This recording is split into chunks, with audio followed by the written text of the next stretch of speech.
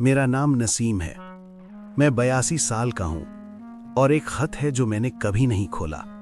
वो 37 साल पहले आया था, एक लिफाफे में जिस पर वो लिखावट थी जो मुझे अपनी लिखावट से भी ज्यादा अच्छी तरह पता थी। उसका नाम सना था और मैं उससे मोहब्बत करता था, लेकिन मैं डरता था। डरता था कि लोग क्या कहेंगे, डरता था कवानीन तोड़ने से, डरता था उसे चुनने से। तो मैंने उसे जाने दिया और मैंने खत रखा बंद, इंतजार में। मैंने अपने आप से कहा जब मैं तैयार हो जाऊंगा तब खोलूंगा। मैं कभी तैयार नहीं हुआ। अब मैं आखिर पर हूं और मुझे आखिरकार समझ आ गई, खत कभी मुद्दा नहीं था।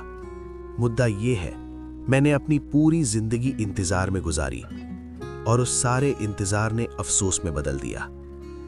अगर आपके पास कोई है जिसे आप बताने का इंतजार कर रहे हैं, कुछ जो आप करने का इंतजार कर रहे हैं, कोई फैसला जो आप करने का इंतजार कर रहे हैं, इंतजार मत करो। वक्त रुकता नहीं और एक दिन आप वहां होंगे जहां मैं